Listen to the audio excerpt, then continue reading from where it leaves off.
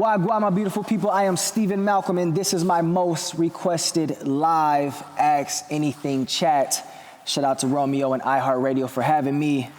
I'm answering questions tonight, ladies and gentlemen. My new song is Yes. Let's get started. Barbara from Spain, all the way from Spain, shout out to Barbara, asks, if you had to change something that you usually do, what would that be? That's a complex and interesting question, Barbara from Spain. It would probably be change up my sweatpants from time to time each morning. I have a really bad, but I call it a routine, healthy thing of putting on the same sweats and taking my kids to daycare each morning. And then I see my son, putting on the same sweatpants, trying to take that to school each day, and that kind of makes me mad.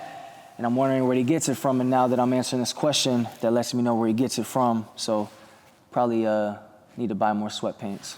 Jake from Wausau, Wisconsin asks, what is the hardest, most healing part of being married? Well, Jake, I would say the hardest part is being on one accord with communication, because it's two people with two different opinions, two different ways of life. And then when it comes to longevity, each of you are growing throughout the years. You're never the same person. And so just always being on one accord, knowing the person that you fell in love with and being able to fall in love with them again and have super dope communication is probably one of the hardest parts.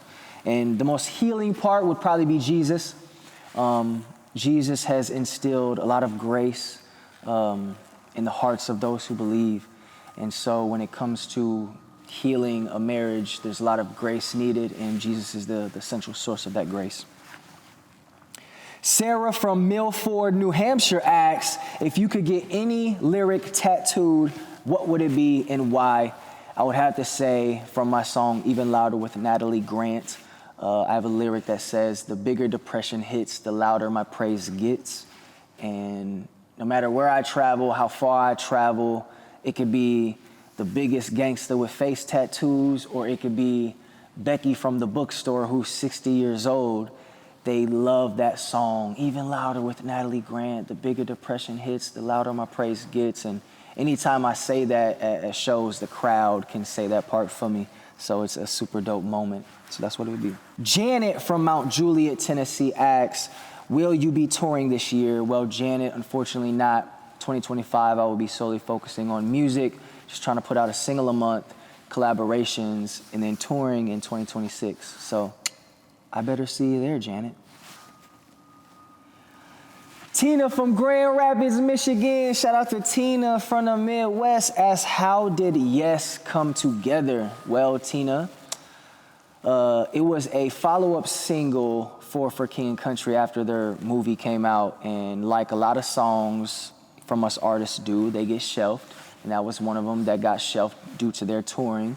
And so little old me, I seen it and seen a piece of coal that I seen and peeped and was like, yo, this could be a diamond. So I got with my producer, he Dr. Dre'd it up. I got with my A&R, he put the sauce on it. I sent it to the boys and they said yes. Now it's mine. We put it out to the world and we're number one. Let's go.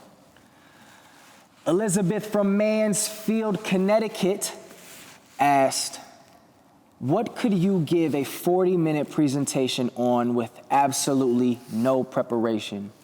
And I would have to say live performance perfection, a workshop on live performing. I've been doing it for over a decade now. I was groomed as a worship leader, and now I've been performing on a professional level all over the world. The wisdom that I've gained, the books that I've read, even the mentors that I've sat with, there's no preparation when it comes to me teaching the live performing perfections. Jake from Woburn, Massachusetts asks, one important piece of advice you would have given to your younger self. And that would be, Stephen, if you're gonna dive into this thing called the music business, you're great at music, you're great at being an artist, you could do that all day, but learn the business, because that is what comes with being in the music business, young man. A lot of artists are like that. We're the creatives, so we just go without thinking, and then we end up getting burned or, signing things that we, end up regretting, and then we're, looked at as the bitter artist, but it's just like, no. Instead of being the bitter artist in the end, be the knowledge, wisdom-filled artist in the beginning. Alex from Acola, Florida asks, will you ever come to Florida? Well, Alex, absolutely. I'm always in Florida, actually. Tap in with me, my brother. Stephen Malcolm Music, all on the socials, man. I just was in Tampa doing stuff with KB. Shout out to Case's second letter. But next time I will be in Florida touring will definitely be next year. Orlando may be a hot spot that I might hit, or Tampa. I'm always in Tampa. China from St. Louis, Missouri. Shout out to St. Louis. Shout out to the Midwest. She asks, what's a song/artist you listen to when you are sad? Well, when I'm sad, I like to listen to a lot of Don Toliver, Snow Allegra. Sir is a good one. Daniel Caesar. So those are just a few when I'm down in the dumps. Michaela from Windsor, Ontario asks, what's your favorite breed of dog? Definitely a husky. I love huskies. They look majestic, the eyes and just their background, but they shed a lot, so I'll probably never own one. Colton from Oklahoma asks, okay, so I'm just curious, waffles or pancakes? Listen, brother, I'm gonna go with pancakes, man. I love me some pancakes, good fluffy pancakes, but I love a Belgian waffle from time to time. I was just in Nashville, had me some chicken and waffles. It was to die for. Eva from Philly asks, what are you looking forward to the most this year? Is there anyone you want to work with? Well, given the year is almost over, I definitely was looking forward to my daughter being born, Zamora Irie Malcolm. She's 5 months old. Super dope experience. She was born in April. So that was super, super dope. Musically, man, I got a #1 song right now. And so that was a goal, and we knocked it out of the park. And so I was looking forward to that. We captured it, ladies and gentlemen. And an artist that I'm looking forward to working with would be Lecrae. Me and him, we haven't got a song together yet. And it's like long overdue. And so 2026, me and Lecrae. Claudia from Washington asks, will you marry me? Nah, I'm already married. Sorry, Claudia, but not sorry. But there is somebody out there. You go. You heard him. There is somebody out there for you. All right. Tom from Dallas, Texas asks, favorite AC/DC song? Listen, my brother, I'm just going to be totally transparent and honest. Back in Black is the only AC/DC song I know. So Back in Black, that's what I'm going to go with. That's AC/DC, right? It does. Turn up. Meg from Portland, Oregon asks, what would be your first question after waking up from being cryogenically frozen after 100 years? It would be, where's my wife? Boom. That'd probably be my first question. Where's my wife and what happened? Julian from Vancouver, British Columbia asks, if you were an exotic dancer, what would your name be? Caramel, chocolate, sexual, that's just the first words that just came to my mind. If I was an exotic dancer, what would my dancer name be? It would be the Anointed One. Oh, snap. All right, Brittany from Ontario asks, what... I'm sorry. That last question was crazy, dog. Maybe I should have read them before coming. All right, Brittany from Ontario asks, what got you into making music? Jesus. I gave my life to Jesus at a hip-hop church here in Grand Rapids, Michigan.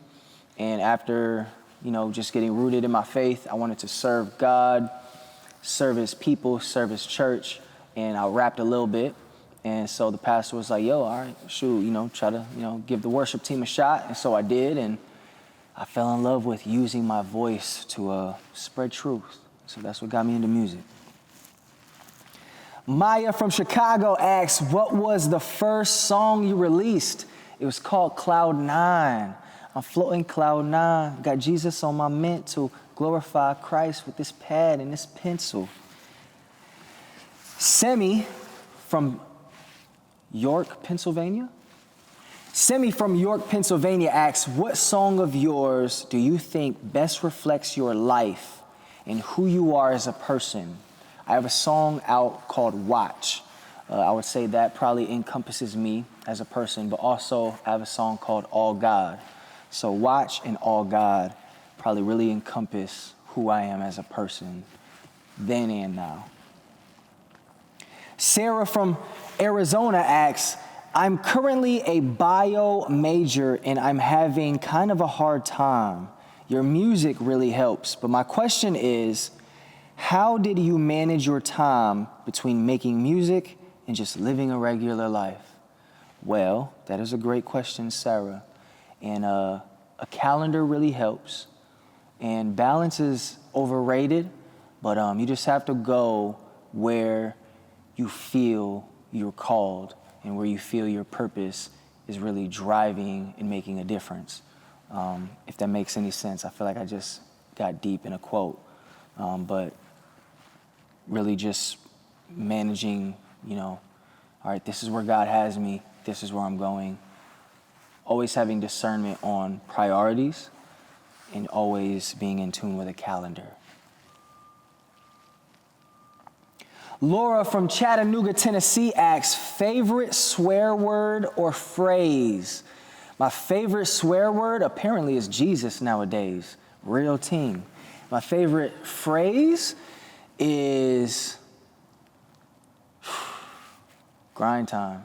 It's grind time. Rise and grind, man. It's been grind season, so rise and grind. Jenny from Silver Springs, Maryland asks, do you have a nice set of wheels?